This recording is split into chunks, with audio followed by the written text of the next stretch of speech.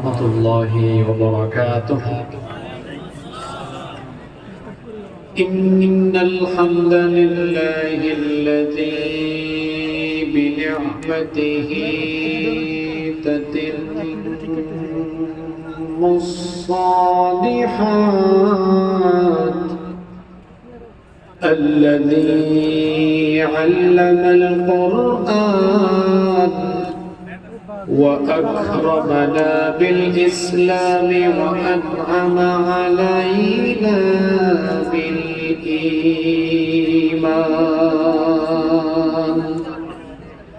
نستغفره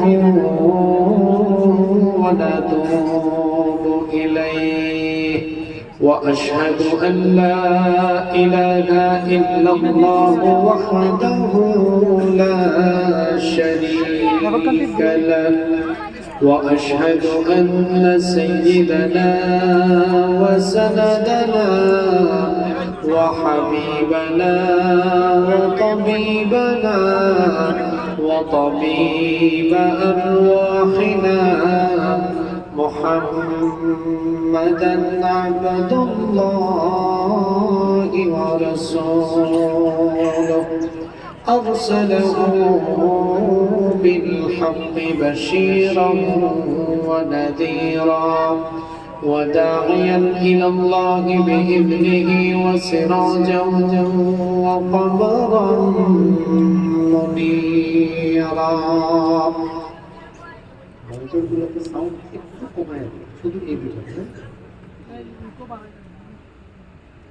أما بعد، فقد قال الله تعالى في كلامه المجيد وفي فرقانه الحميد: أعوذ بالله من الشيطان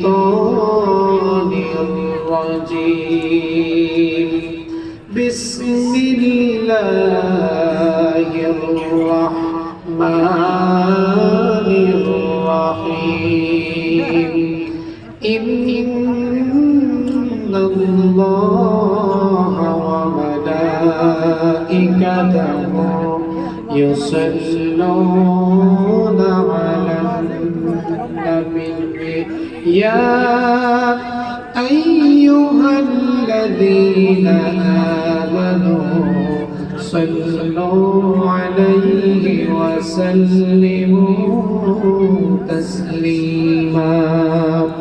কেউ চুপ থাকবেন না, সবাই আমার সাথে পড়েন: আল্লাহুম্মা সাল্লি আলা মুহাম্মাদ ওয়া আলা আলি মুহাম্মাদ কামা সাল্লাইতা আলা ইব্রাহিম ওয়া আলা আলি ইব্রাহিম ইন্নাকা হামিদুম মাজিদ. اللهم بارك على محمد وعلى آل محمد كما باركت على إبراهيم وعلى آل إبراهيم إنك حميد مجيد. ربي زدني علما،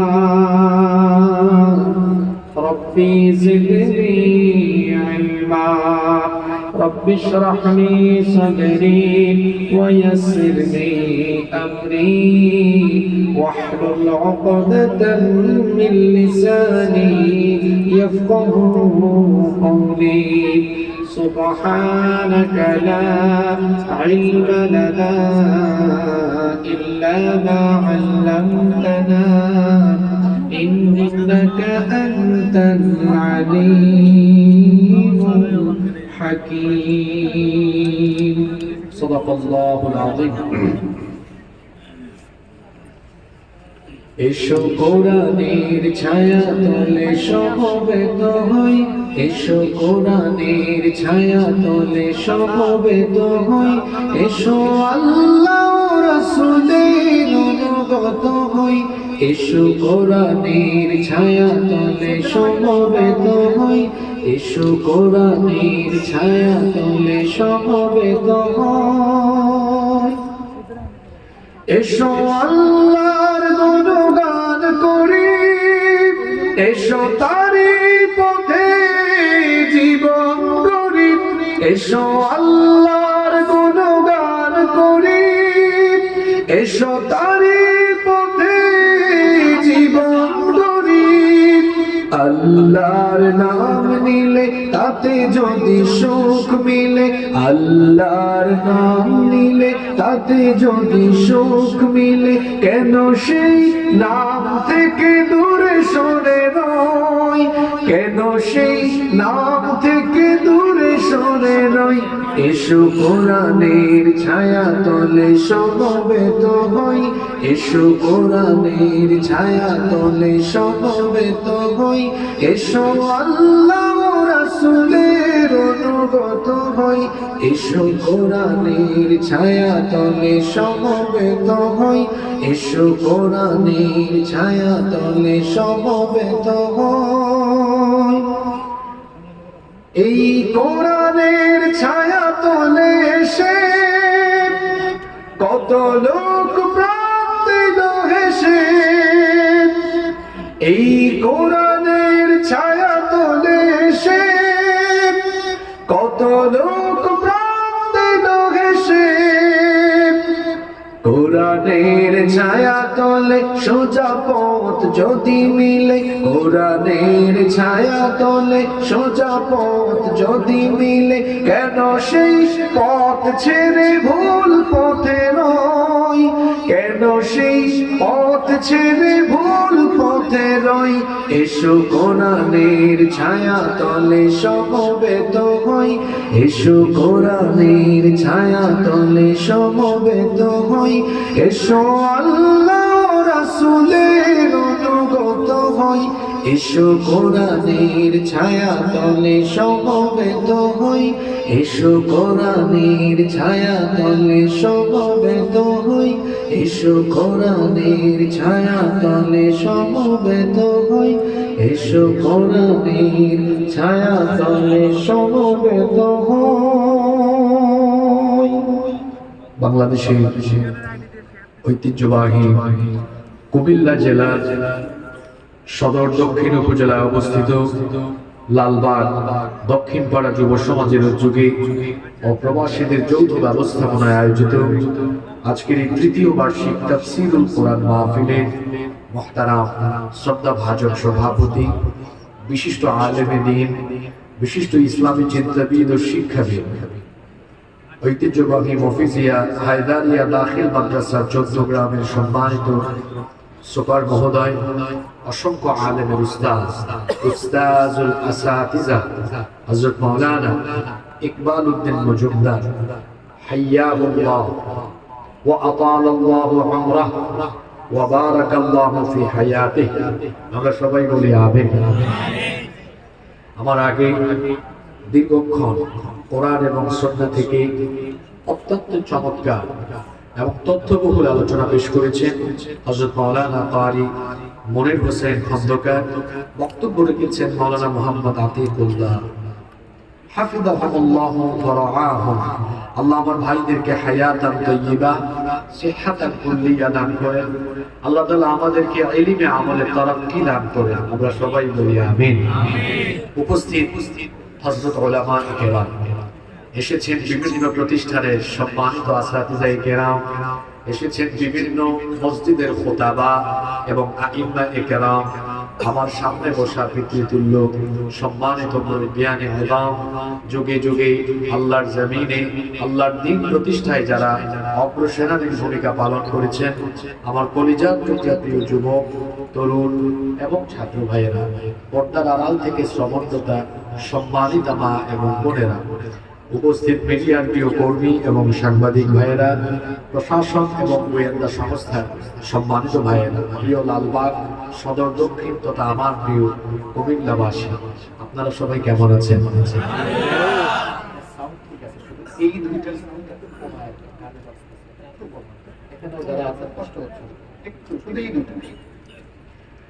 আপনারা সবাই কেমন আছেন? আলহামদুলিল্লাহ আমাদের সবাইকে সুস্থতার সাথে বাঁচিয়ে রেখে আজকের এই সুন্দর বরকতময় নান্দনিক এবং জান্নাতি এই আয়োজনে আমাদেরকে শামিল হওয়ার তৌফিক যিনি দান করেছেন, গলার আওয়াজ বড় করে সবাই বলেন তো তিনি কে?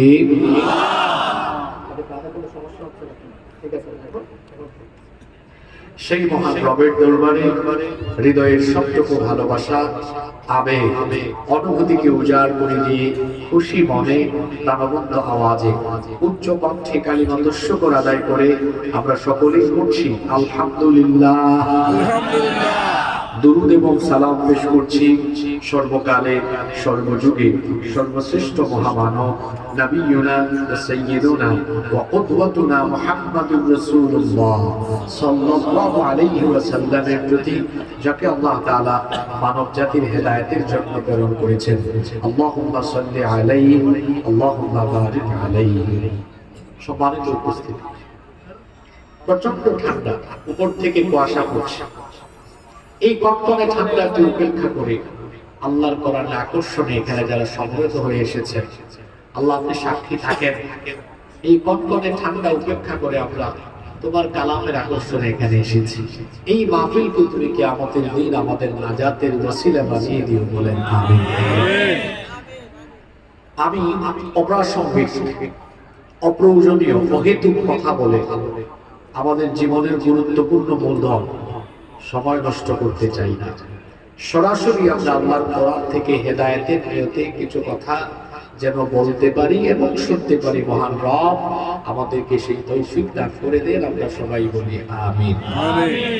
সম্মানিত উপস্থিতি, এই পৃথিবীতে আমাদেরকে যিনি পাঠিয়েছেন, গলার আওয়াজ বড় করে সবাই বলেন তো তিনি কে? আমরা আল্লাহর কাছ থেকে এসেছি, আবার আমরা ফিরে যাব কার কাছে? আল্লাহর কাছে। কখন যাব আমরা জানি না, কারণ আমাদের জীবনের নাই কোনো ওয়ারেন্টি, নাই কোনো গ্যারেন্টি। এটা যে কোনো মুহূর্তে আমাদের জীবন ঘড়ির কাঁটা থেমে যেতে পারে, আমাদের হায়াত শেষ হয়ে যেতে পারে। কখন হবে আমরা কেউ এটা জানি না।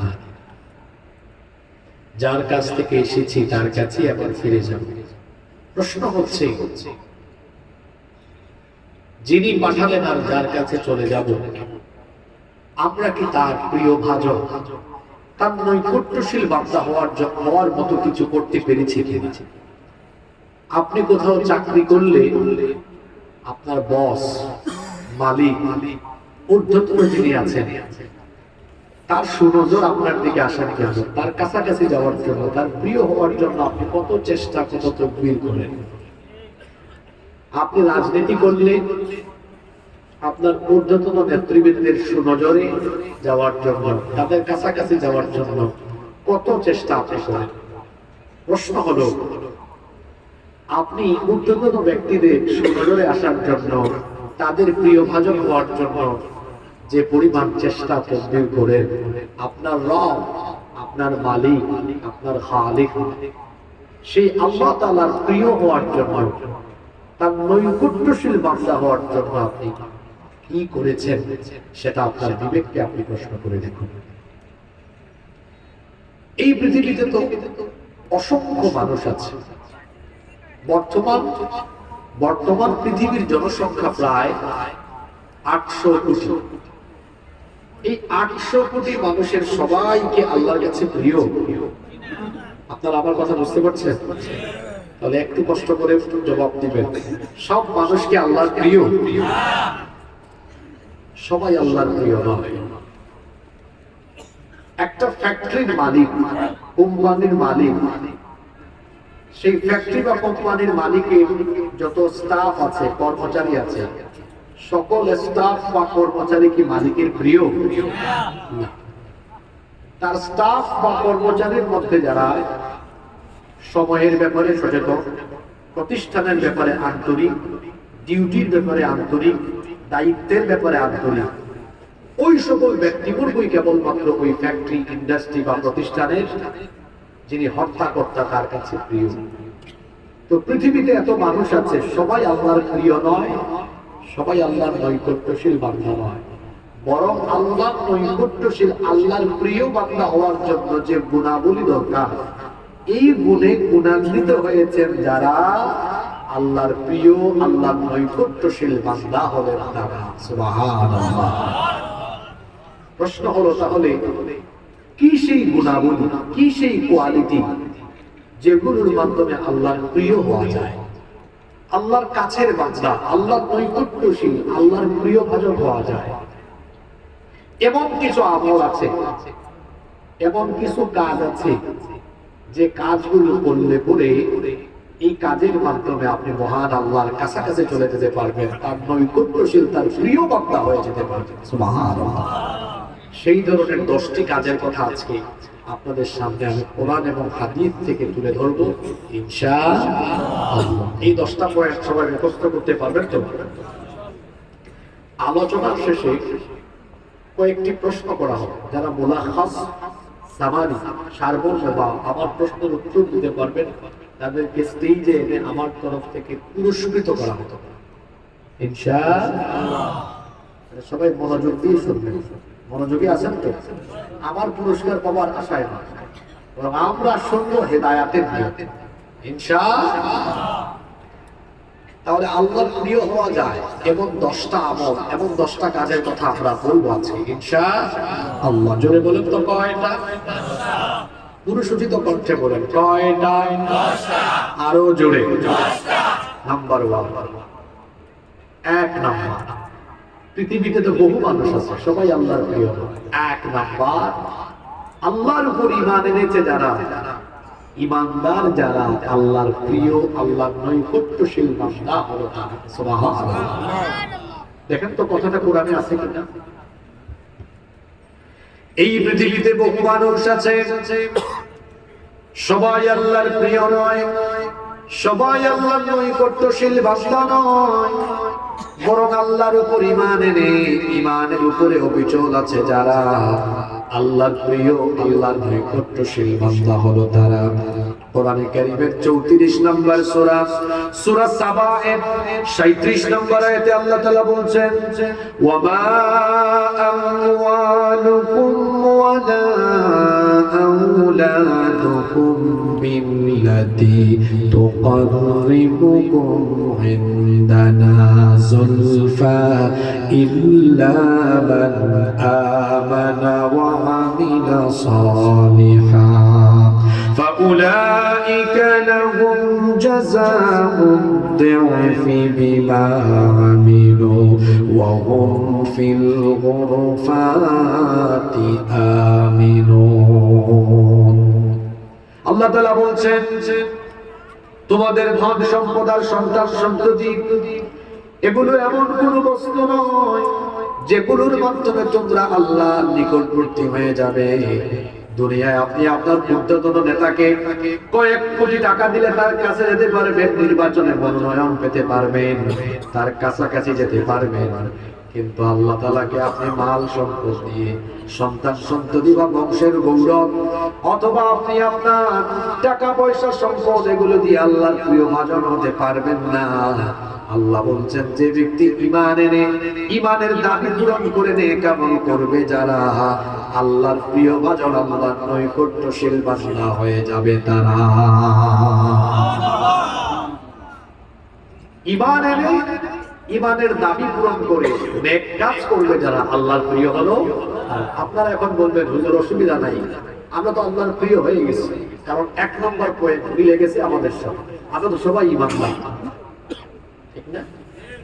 ঈমান কি এত সহজ জিনিস? আপনি যে ঠিক বললেন, ঈমান এত সহজ জিনিস নয়। 3টি জিনিসের দাবি পূরণ করতে পারার নাম ঈমান। কয়টা? 1 নম্বর আল ইকরার বিল লিসান, মৌখিক ভাবে ঈমানের ঘোষণা দেওয়া। 2 নম্বর হলো তাসদীক বিল জিনান, অন্তরে তা ধারণ করা। 3 নম্বর হলো আমালুন বিল আরকান, আপনি ঈমানের ঘোষণা দিয়ে অন্তরে যা ধারণ করলেন সেগুলো এবার বাস্তব জীবনে বাস্তবায়িত করবেন, এর নাম ঈমান। এখন আমাদের মধ্যে অনেক মানুষ আছে ঈমানের মৌখিক ঘোষণা দিয়েছে, কিন্তু অন্তরে ঈমান ধারণ করে না। মুখে বলে একটা আর ভেতরে পোষণ করে আরেকটা। বলবেন হুজুর এমন মানুষ কি আমাদের সমাজে আছে নাকি? কয়েকটা উদাহরণ দেই। দেখবেন বহু মানুষ মুখে বলে আমি ঈমান এনেছি, আমি কোরআনের আইন মানি, আল্লাহর আইন মানি, কিন্তু অন্তরে অন্তরে আল্লাহর আইন এবং কোরআনের আইনের বিরোধিতা করবে যারা, ইমানদার নামের খাঁটি মুনাফিক হলো তারা। খাঁটি মুনাফিক কেন বললাম? কারণ মুনাফিক বাহিরে বলে একটা, ভেতরে রাখে আরেকটা। যার বাহির এক, ভিতর আরেক, তার নাম ইমানদার, নাম মুনাফিক। ইমানদার হওয়া এত সহজ নয়। ইমানের ঘোষণা দিলেন, ঘোষণা দেওয়ার পরে অন্তরে তা দৃঢ়ভাবে ধারণ করে বাস্তব জীবনে সেগুলোকে বাস্তবায়িত করা লাগবে। আমি বললাম আমি আল্লাহর উপর ঈমান এনেছি, আমি আল্লাহর হুকুম মানি, কিন্তু দেখা যায় আযান হয় আমি নামাজে যাই না, ঈমানের দাবি পূরণ করি না। তারপর দেখা যায় আমি আল্লাহ তাআলার হুকুম মেনে আমার অর্থনৈতিক বিষয়াদি পরিচালনা করি না, আমি সুদের লেনদেনে সম্পৃক্ত, ঘুষের লেনদেনে সম্পৃক্ত, অবৈধ অন্যায় হারাম পথে উপার্জনে লিপ্ত। এমনি করে ঈমানের ঘোষণা দিয়ে ব্যক্তিগত, সামাজিক, অর্থনৈতিক, রাজনৈতিক সকল ক্ষেত্রে আল্লাহ তাআলার বিধিবিধানের বিপরীত জায়গায় অবস্থান করে ঈমানের ঘোষণা দেয় যারা, ইমানদার নামের খাঁটি মুনাফিক হলো তারা। এই ধরনের মানুষ আমাদের 14 গ্রাম আর সদর দক্ষিণে নাই। জি, ইমানের ঘোষণা দিয়েছে কিন্তু বাস্তব জীবনে ইমানের দাবি পূরণ করে। যে ব্যক্তি আল্লাহর উপর ঈমান আনবে সেই ব্যক্তি তার মৃত্যু থেকে, তার জন্ম থেকে নিয়ে মৃত্যু পর্যন্ত এক আল্লাহর বিধান মানবে, এক আল্লাহর আইন মানবে। আল্লাহ তাআলা যে আইন দিয়েছেন, বিধান দিয়েছেন, সেটা তার ব্যক্তি জীবন, পরিবার জীবন, সমাজ এবং রাষ্ট্রীয় জীবনের সকল ক্ষেত্রে মেনে চলবে। আপনি দেখবেন এই জায়গায় কত মুসলমান ধরা খাবে। আমাদের মধ্যে অনেক মুসলমান আছে ধর্মীয় ক্ষেত্রে, অর্থাৎ নামাজ, রোজা, হজ, যাকাত, এই ধরনের ধর্মীয় বিধান বা ধর্মীয় ক্ষেত্রে তারা কোরআন মানে, কিন্তু সমাজ বা রাষ্ট্রীয় ক্ষেত্রে তারা কোরআন মানে না। বলবেন হুজুর এদেরকে আমরা ধর্ম কেমনে? আগামী জুমাবারে যদি খতিব সাহেব, ইমাম সাহেব মসজিদে বলেন আমাদের এই মসজিদ কোরআনের আইনে চলবে, আল্লাহর আইনে চলবে, মসজিদের সভাপতি, সেক্রেটারি, ক্যাশিয়ার এবং মসজিদের সকল মুসল্লি হাত তুলে বলবে হুজুর আপনার কথার সাথে আমরা একমত, আমাদের মসজিদ আল্লাহর আইনে চলুক, কোরআনের আইনে চলুক, আমাদের কোনো আপত্তি নাই। হুজুর যদি খুশি হয়ে এবার পরবর্তী পয়েন্টে বলেন যে আল্লাহর আইনে, কোরআনের আইনে মসজিদ চলবে, সে আল্লাহর আইনে, কোরআনের আইনে সমাজ চলবে, রাষ্ট্র চলবে, হুজুর এই কথা বলার পরেই দেখবেন একটু আগে হাত তুলে হুজুরকে সমর্থন দিয়েছে যারা, মুখ কালো করে এবার হুজুরের বিরোধিতা করবে তারা। আপনি এদেরকে বের করতে পারেন না, খুব সহজ বের করা। ইমানদার হওয়া কি এত সহজ? মুখ দিয়ে বলেছে ঈমান আনলাম, অথচ কোরআনকে তার জীবন পরিচালনার চূড়ান্ত এবং একমাত্র বিধান বা সংবিধান হিসাবে মানতে পারল না। ব্যবসা প্রতিষ্ঠান উদ্বোধন করার আগে কোরআন তেলাওয়াত করে, কিন্তু সেই ব্যবসা প্রতিষ্ঠানে ওজনে কম নেই, সেই ব্যবসা প্রতিষ্ঠানে মিথ্যা বা ধোঁকাবাজির আশ্রয় নিয়ে ব্যবসা প্রতিষ্ঠান পরিচালনা করে, সুদ ঘুষের টাকায় ব্যবসা প্রতিষ্ঠান উদ্বোধন করে, উদ্বোধনের সময় হুজুর ডেকে এনে আবার কোরআন তেলাওয়াত করে। পার্লামেন্ট উদ্বোধনের আগে কোরআন তেলাওয়াত হয়, কোরআন তেলাওয়াত করে পার্লামেন্টের অধিবেশন আরম্ভ করে কোরআন বিরোধী, ইসলাম বিরোধী আইন পাশ করা হয়। আবার দেখবেন বিবাহ শাদীতে হুজুর ডেকে এনে বিবাহের খুতবা দেওয়া হয়। হুজুর বিয়ের খুতবা দেওয়ার সময় কোরআনে কারীমের বেশ কয়েকটা আয়াত তেলাওয়াত করলেন, কিন্তু আগের রাতে পাশ্চাত্য আর পাশের দেশের সংস্কৃতির অনুসরণ করে অনইসলামিক কর্মকাণ্ড, গান বাজনা, নারী পুরুষের অবাধ মেলামেশায় অনইসলামিক কর্মকাণ্ড হলো যৌতুকের টাকা, যৌতুক দিয়ে বিবাহ শাদী সম্পন্ন করা হলো। এমনি ভাবে সকল ক্ষেত্রে ঈমান এনে কোরআনের তেলাওয়াত করে কোরআনের বিধানের বিপরীত সমস্ত বিধিবিধান নিজেদের জীবনে বাস্তবায়ন করে ঈমানের পরিচয় দেয় যারা, ইমানদার নয়, খাঁটি মুনাফিক হলো তারা। আল্লাহর প্রিয় হতে হলে আপনাকে খাঁটি ইমানদার, ইমানটা হবে কেমন? আমি আমার জান আর মালকে আল্লাহর কাছে বিক্রি করি। আমার জানের মালিক আমি নই, মালের মালিকও। এই জানমালের মালিক কি? জোরে বলেন, জানমালের মালিক কি? মুমিন হওয়া এত সহজ নয়। মুমিন হতে হলে নিজের জান এবং মালকে আল্লাহর কাছে সেল করে দিতে হবে, বিক্রি করে দিতে হবে। এজন্য আল্লাহ তাআলা কোরআনে কারীমের 9 নম্বর সূরা সূরাতুত তাওবা এর 111 নম্বর আয়াতে বললেন, ইন্নাল্লাহা আশতারা মিনাল মুমিনিনা আনফুসাহুম ওয়া আমওয়ালাহুম বিআন্না লাহুমুল জান্নাহ। আল্লাহর শব্দ শরীরের নমুনা কতই না চমৎকার। ইন্নাল্লাহা আশতারা, নিশ্চয়ই আল্লাহ কিনে নিয়েছেন। কথা বোঝা থাকলে বলেন তো, আল্লাহ কিনবেন না কিনে নিয়েছেন?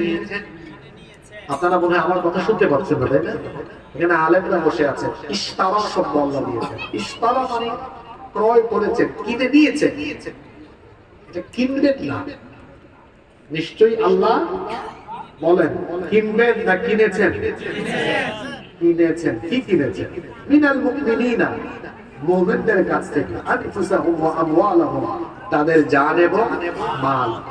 নিশ্চয়ই আল্লাহ মুমিনদের জান এবং মাল, জোরে বলেন, কিনবেন না কিনে নিয়েছেন? কাদের? সবাই তো বললেন না। যুবকদের কি হলো? কাদের? আপনি কে?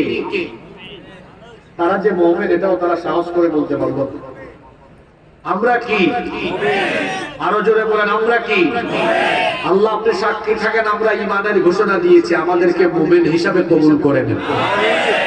তাহলে আয়াতে কার কথা বলা হচ্ছে? বলেন আমার। কার? সবাই বলেন কার?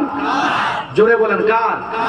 আপনার কথা বলা হচ্ছে। নিশ্চয়ই আল্লাহ মুমিনের জানমাল কিনে নিয়েছেন। তার মানে হলো মুমিন হতে হলে জানমাল আগে বিক্রি করতে হবে। কার কাছে? এখন বিক্রি করা বলতে আপনি কি বুঝেন? আমার হাতে এটা কি? এটি একটা কোম্পানি আমার কাছে বিক্রি করেছে। বিক্রি করার পরে এটা ব্যবহার হয়, ইউজ হয়। এখন তাদের ইচ্ছায় না আমার ইচ্ছা। জোরে বলেন। তাহলে যে ব্যক্তি ক্রেতা, কাস্টমার, পণ্যের মালিক হয়ে যাওয়ার পরে সে তার ইচ্ছা মতো এটা কি করে ব্যবহার। এখন আমাদের জানমাল ক্রেতাকে, জোরে বলেন, বিক্রেতাকে? বিক্রেতা বলে আল্লাহ। বিক্রেতাকে বলেন আমি। বিক্রেতাকে? জোরে বলেন বিক্রেতাকে। সবাই বলেন আমি। বিক্রেতাকে? ক্রেতাকে? আপনি আপনার জানমাল বিক্রি করছেন, আপনি বিক্রেতা। ক্রেতা হলেন। তাহলে মুমিন হতে হলে বিক্রি করতে হবে। বিক্রি করে দেওয়ার পর ওই জানমাল কি আপনার? জোরে বলেন। আজকে ঈমানের সংজ্ঞা বুঝেন, মুমিন কেমনে হওয়া লাগে। এই মোবাইল আপনি যদি আমার কাছে বিক্রি করেন, এটা আপনার ইচ্ছা মতো চলবে, আমার ইচ্ছা মতো এখন চলবে। ঠিক তেমনি একজন ব্যক্তি ঈমান আনা মানে হলো তার জানমাল আল্লাহর কাছে বিক্রি করে দিবে। এখন তার জানমাল তার ইচ্ছায় পরিচালিত হবে না। 24 ঘন্টা তার জানমাল যার ইচ্ছায় পরিচালিত হবে। তিনি কে? আল্লাহ। এবার নিজের বিবেককে প্রশ্ন করেন তো, আপনার জান, আপনার মাল আল্লাহর ইচ্ছায় পরিচালিত হচ্ছে কিনা? আপনি নিজের বিবেককে প্রশ্ন করুন। আল্লাহ যেভাবে চান ঠিক সেইভাবে আপনি 24 ঘন্টা চলছেন কিনা? যদি আল্লাহর ইচ্ছায় 24 ঘন্টা চলাফেরা করেন তো আপনি মুমিন। আর আল্লাহর ইচ্ছায় যদি 24 ঘন্টা না চলেন, এখন তো তিতা কথা মুখ থেকে বের হবে, রাগ করবেন না। আল্লাহর ইচ্ছায় যদি না চলেন তো আপনি ঈমানদার নন, আপনি বেঈমান। আল্লাহ তো মুমিনের জানমাল কিনেছেন। বাজারে গেলে টাকা দিয়ে আপনি কি পচা মাছ, পচা সবজি কিনবেন? জোরে বলেন। তো আল্লাহ তাআলা মুমিনের জানমাল কিনবেন বিনিময়ে টাকা পয়সা নয়, বিআন্না লাকুমুল জান্নাহ, আল্লাহ বিনিময়ে তার জান্নাত দান করে দিবেন। সুবহানাল্লাহ। আপনি যেভাবে নগদ টাকা দিয়ে পচা মাছ পচা সবজি কিনবেন না, আল্লাহ তেমনি তার টাটকা জান্নাত দিয়ে পচা মাল আর পচা জান কিনবেন। বলবেন যে পচা মাল আর পচা জান কোনটা? যেই ব্যক্তি তার জানমাল শয়তানের ইচ্ছায় তাগুতের ইচ্ছায় পরিচালিত করে, এই ধরনের পচা জান আর পচা মাল আল্লাহ জান্নাতের বিনিময়ে কিনবেন না। পচা কোনটা? আজান হয় না, আমাদের দেয় না, ও সুদ খায়, ও ঘুষ খায়, ও অবৈধ পথে অন্যায় পথে হারাম পথে টাকা কামায়, ও আল্লাহর বিধান মানে না, ও আল্লাহর নাফরমানি করে, ওর জানও পচা মালও পচা। তার এই পচা জান পচা মাল আল্লাহ টাটকা জান্নাত দিয়ে কিনবেন না, টাটকা কিনবেন। যার 24 ঘন্টা তার নিজের ইচ্ছায় নয়, আল্লাহ যেভাবে চান ওভাবে তার জীবন চলে, ওই ব্যক্তিকে আল্লাহ টাটকা জান্নাত দিয়ে তার জানমাল আল্লাহ দিয়ে দিবেন। সুবহানাল্লাহ। এ ধরনের ইমানদার হবে যারা আল্লাহর প্রিয় হবে। সুবহানাল্লাহ। এ ধরনের ইমানদার হবে। প্রশ্ন হলো, হুজুর এ ধরনের ইমানদার হতে চাই, এ ধরনের ইমানদার হতে হলে আমাকে কি করতে হবে? এ ধরনের ইমানদার আপনাকে হতে হলে এই কোরআনের সাথে সম্পর্ক তৈরি করে কোরআনের মতো নিজের জীবন বানাতে হবে। আপনারা কি আমার কথা শুনতেছেন? সচরাচর বিভিন্ন মাহফিলে যে ধরনের কথা শোনেন, আজকে তার একটু ব্যতিক্রমী শুনবেন ইনশাআল্লাহ। একটু মনোযোগী থাকেন। আল্লাহর প্রিয় ভাজন তারা ইমানদার যারা, আমরা ইমানদার হতে চাই, হব কেমনে? এটা হলো প্রিন্টেড কোরআন। রাসূল কে? রাসূল হলেন প্র্যাকটিক্যাল জীবন্ত কোরআন। সুবহানাল্লাহ পড়তে ইচ্ছে করলো না? আম্মা জানা আয়েশা রাদিয়াল্লাহু আনহার কাছে সাহাবায়ে কেরাম গিয়ে বললেন, রাসূলের চরিত্রের ব্যাপারে একটু ওয়াজ করেন, রাসূলের চরিত্র কেমন ছিল? তিনি বললেন, তোমাদের বাড়িতে কি কোরআনে কারীম নাই? যাও বাড়ি যাও, ওয়াজ করা লাগবে না, ওয়াজ শোনা লাগবে না, কানা খুলুকুল কোরআন।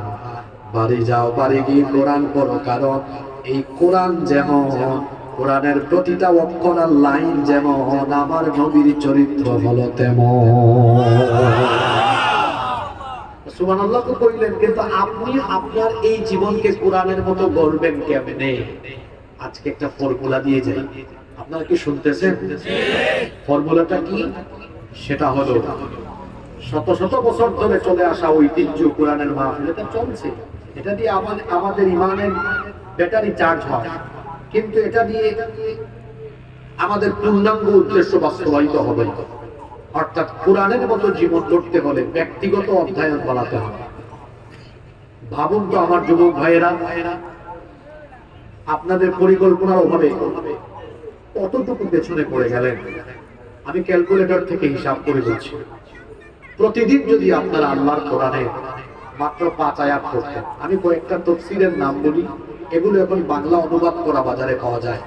তাফহিমুল কোরআন, তাফসীর ফি জিলালিল কোরআন, তাফসীরে জালালাইন, মারিফুল কোরআন, তাফসীর ইবনে কাসির, সব এগুলো বাংলায় অনুবাদ করা পাওয়া যায়। 2-2.5 হাজার টাকা খরচ করে এক সেট তাফসীর যদি ঘরে রাখতেন, নিজে এবং পরিবারের সবাই ডেইলি যদি মাত্র 5 আয়াত অর্থ আর ব্যাখ্যা সহ পড়তেন, সময় লাগতো মাত্র 15-20 মিনিট। মাত্র 5 আয়াত করে পড়লে, যারা অনার্সে পড়ো, এখানে কেউ আছে নাকি ছাত্র অনার্সে পড়ো? হাত তোলো তো। অনার্সে পড়ুয়া কেউ নাই? অনার্সে পড়ো, অনার্সে কয়েকজন পাওয়া গেছে, হাত নামাও। অনার্স কয় বছরের? 4 বছর। আমার সরকার তো আমার সিলেবাসে কোরআন দেয় নাই, আমার সরকার আমি, আমার সিলেবাস আমি বানাই। কিভাবে? প্রতিদিন আমি আমার একাডেমিক বইয়ের সাথে আমার বুক শেলফে তাফসীর রাখবো। প্রতিদিন 5 আয়াত করে পড়লে মাত্র 4 বছরে গোটা কোরআন একবার অর্থ এবং ব্যাখ্যা সহ পড়া শেষ হয়ে যায়। আল্লাহু আকবার। 5 আয়াতের জায়গায় ডেইলি 10 আয়াত করে পড়েন, তাহলে কয় বছর লাগবে? মাত্র 2 বছর। আর কেউ যদি 20 আয়াত করে পড়ে, মাত্র, চিন্তা করেছেন কত সুন্দর ফর্মুলা দিয়ে গেলাম। এখন আপনারা আমাকে বলেন, আল্লাহর প্রিয় হতে চান তো? আওয়াজ তো বড় কম হলো। এটা 14 গ্রাম আর সদর দক্ষিণের আওয়াজ নয়, এই এলাকার মাটি হলো ইসলাম প্রিয়দের ঘাঁটি। এর বীর পুরুষের মতো আওয়াজ না। দুর্বল ইমানদার আমি দেখতে পারি না। আমার বাড়িও তো সিলেটে। হযরত শাহজালাল রহমাতুল্লাহ আলাইহির রুহানি সন্তান। নিজেরাও দুর্বলতা পছন্দ করি না, দুর্বল ইমানদার দেখতেও পাই। পুরুষ কথা বলবে পুরুষের মতো, মহিলার মতো না। আমরা আল্লাহর প্রিয় হতে চাই কি চাই না? ইমানদার হতে হবে। ইমানের রঙে রঙিন হওয়ার জন্য আমাদেরকে যে কিতাব সহযোগিতা করবে সেই কিতাবের নাম কি? জোরে বলেন। যদি কোরআন ছাড়া ইমানদার হতে পারবেন? Never ever. তাহলে কি করতে হবে? মুখে মুখে ইমানদার হওয়া যাবে না, কোরআনের রঙে রঙিন হতে হবে। কোরআন পড়তে হবে ডেইলি। 5 আয়াত করে পড়লে কতদিন লাগবে? 10 আয়াত করে পড়লে, 20 আয়াত করে পড়লে। নাও টেক ইউর ডিসিশন। এখন আপনি সিদ্ধান্ত নেন, আপনি কি করবেন? 5, 10 না 20? আমার তো মনে হয় সবাই 20 আয়াত করে পড়া উচিত, যাতে আগামী বছর এই এলাকায় মাহফিলের আগে সবার শেষ হয়ে যায় ইনশাআল্লাহ। ঈমানের পথে অবিচল থেকে আমার মরণ যেন হয় তোমারই কাছে মিনতি আমার, মহামহিম দয়াময়। ঈমানের পথে অবিচল থেকে আমাদের মরণ যেন হয়। বলেন আমিন। তাহলে 1 নম্বর পয়েন্ট, আল্লাহর নৈকট্যশীল, নিকটবর্তী, কাছের, প্রিয় বান্দা হলো তারা ঈমানদার। আল্লাহ আমাদের সবাইকে খাঁটি ঈমানদার বানান। 2, মনোযোগ দিয়ে পয়েন্টগুলো শুনেন, এগুলো সব কোরআন থেকে বের করা পয়েন্ট, আমি নিজে বানাই নাই। 2, আল্লাহর নৈকট্যশীল, আল্লাহর প্রিয়, কাছের বান্দা হলো তারা রুটিন মাফিক, নিত্য নৈমিত্তিক আল্লাহ তাআলাকে সাজদা দেয় যাবে। সুবহানাল্লাহ। দলিল কি? এটা কোথায় আছে দেখে নিন। কোরআনে কারীমে আল্লাহ বলছেন ওয়াসজুদ ওয়াকতারিব, সাজদা দাও। সাজদা দেওয়ার মাধ্যমে তুমি আমার একেবারে নিকটবর্তী হয়ে যাও। আল্লাহর নিকটবর্তী হওয়ার একটি অন্যতম পন্থা হলো মহান আল্লাহকে সাজদা দেওয়া। হাদিসটি মুসলিম শরীফে এসেছে। হাদিসের বর্ণনাকারী সাহাবী হচ্ছেন সবচাইতে যিনি বেশি সংখ্যক হাদিস বর্ণনা করেছেন সাইয়্যিদুল মুহাদ্দিসিন আবু হুরায়রা রাদিয়াল্লাহু আনহু। তিনি বলছেন রাসূল কারীম, আমরা সবাই বলি সাল্লাল্লাহু আলাইহি ওয়াসাল্লাম বলেছেন, আকরাবু মা ইয়াকুনুল আবদু মির রাব্বিহি ওয়া হুয়া সাজিদ। আল্লাহ নবী বলেছেন, বান্দা যখনই তার নাক আর কপাল দিয়ে আল্লাহ তাআলার কুদরতি চরণে সাজদায় লুটিয়ে পড়ে, বান্দা তখন মহান আল্লাহর একেবারে নিকটে চলে যায়। বাংলাদেশ সরকারের প্রধান, সেটা যেই হোক, প্রধানমন্ত্রী, প্রধান উপদেষ্টা যেই হোক, কোনদিন যদি তার কাছাকাছি যান, আপনি কারো কাছাকাছি গেলে আপনি কি তাকে আপনার চাহিদার কথা বলতে ভুলে যাবেন নাকি? কথা বলছেন না কেন আপনারা? আপনাদের গ্রামের নাম হলো লালবাগ, খুব সুন্দর নাম। এই লালবাগে যদি আজকে সরকারের কোনো গুরুত্বপূর্ণ ব্যক্তি আসেন, আপনারা যদি তাকে কাছে পান, আপনারা তো ছাড়বেন না, বলবেন আমাদের এলাকায় এটা লাগবে, স্কুল লাগবে, কলেজ লাগবে, মাদ্রাসা লাগবে, আমাদের স্কুলের টয়লেট লাগবে, মাদ্রাসার টয়লেট লাগবে, আমাদের রাস্তা লাগবে, ব্রিজ লাগবে, কালভার্ট লাগবে। আপনি গুরুত্বপূর্ণ ব্যক্তির কাছে গেলে চাহিদার কথা বলবেন কি বলবেন না? জোরে বলেন। আল্লাহ নবী বলেছেন, এই জন্য তোমরা যখন সাজদায় যাবে, সাজদাকে প্রলম্বিত করো, সাজদা দীর্ঘ করো, কারণ তুমি যখন সাজদা দাও তুমি তো তোমার রবের একেবারে কাছাকাছি চলে যাও। সুতরাং তাড়াহুড়া করো না। ফাআকতিরু ফীহি দুআ, তোমরা সেই সাজদার মধ্যে বেশি বেশি দোয়া করো। আজ আমরা আমলের ক্ষেত্রে কতটা অবহেলা করি। আমরা শুধু সাজদায় বলি সুবহান রাব্বিয়াল আলা, সুবহান রাব্বিয়াল আলা, সুবহান রাব্বিয়াল আলা। এতটুকুই আমরা জানি। আমার দিকে তাকা। আল্লাহ নবী সাজদায় সব সময় একটা দোয়া পড়তেন, এই দোয়াটা আমরা অনেকে জানি না, অনেকে আমরা পড়িও না। আল্লাহ নবী বলেছেন, তুমি যখন আল্লাহকে সাজদা দাও, আল্লাহ তখন তোমার দিকে দয়ার নজরে তাকান, মায়ার নজরে তাকান। সুতরাং এই সময় চাইলেই তোমার চাওয়া যিনি কবুল করে নেবেন তিনি কি? এজন্য আল্লাহ নবী এই দোয়াটা সব সময় সাজদায় করতেন। দোয়াটা কি?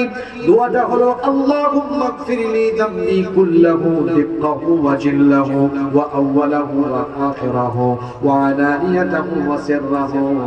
এত সুন্দর দোয়া, এত চমৎকার দোয়া। অর্থ হলো আল্লাহুম্মা গফিরলি যামবি কুল্লাহু, হে আল্লাহ আমার যত গুনাহ আছে সব গুনাহ মাফ করো। দিক্কাহু ওয়া জিল্লাহু, ছোট গুনাহ বড় গুনাহ, ওয়া আউওয়ালাহু ওয়া আখিরাহু, প্রথম থেকে নিয়ে শেষ গুনাহ, ওয়া আলানিয়াতাহু ওয়া সিররাহু, গোপন এবং প্রকাশ্য যত গুনাহ আছে সব গুনাহ তুমি মাফ করে দাও। এত সুন্দর দোয়া। এই দোয়া নবীজি পড়তেন কোথায়? কোথায়? এই দোয়াটা কে পারেন মুখস্থ? হাত তুলে তুলে আমার সাথে বলেন, আল্লাহুম্মা, সবাই বলবেন তো, আল্লাহুম্মা গফিরলি যামবি কুল্লাহু, আরো শর্ট করে বলে, আল্লাহুম্মা গফিরলি যামবি কুল্লাহু দিক্কাহু ওয়া জিল্লাহু ওয়া আউওয়ালাহু ওয়া আখিরাহু ওয়া আলানিয়াতাহু ওয়া সিররাহু। আমাদের সাজদা দিতে লাগে কয় সেকেন্ড? কয়েকদিন 5 সেকেন্ড। আপনি যদি বলতেন সুবহান রাব্বিয়াল আলা, সুবহান রাব্বিয়াল আলা, সুবহান রাব্বিয়াল আলা, আল্লাহুম্মা গফিরলি যামবি কুল্লাহু দিক্কাহু ওয়া জিল্লাহু ওয়া আউওয়ালাহু ওয়া আখিরাহু ওয়া আলানিয়াতাহু ওয়া সিররাহু। আপনি যদি আরবি ভাষার অর্থ বুঝেন, আল্লাহর কসম প্রতিটি শব্দ বলার সাথে সাথে চক্ষু দিয়ে আল্লাহর ভয়ে পানি বের হবে। সাজদা থেকে মাথা উঠানোর আগেই আল্লাহ বলবেন, তোর মতো গোলাম আমার পায়ের কাছে পড়ে সাজদা দিল, তোরে কি মাফ না করে আমি পারি? তুই তো আমার কাছের বান্দা, নিকটের বান্দা। আল্লাহ বলেন, ফেরেশতা এই বান্দার সব গুনাহ আমি মাফ করে দিলাম। বান্দা কখন আল্লাহ নৈকট্যশীল বান্দা হয়? যখন সে আল্লাহকে কি দেয়? জোরে বলতে হবে। সাজদা দেওয়ার জায়গা কোথায়? সাজদা দেওয়া হয় কোন ইবাদতে? জোরে বলেন। আপনারা কি নিজের থেকে খড় নিয়ে মুখের ভিতরে ঢুকায় রাখছেন নাকি? কথা বলেন না কেন? সাজদা দেওয়া হয় কোন ইবাদতে? তাহলে অর্থ কি দাঁড়ালো? আল্লাহর নৈকট্যশীল বান্দা কারা? বেনামাজি যারা না নামাজি যারা? জোরে বলতে হবে। আমাদের সবচেয়ে বড় দুশমন, সবচেয়ে বড় শত্রুর নাম হলো ইবলিস। সবচেয়ে বড় শত্রুর নাম হলো দুশমন।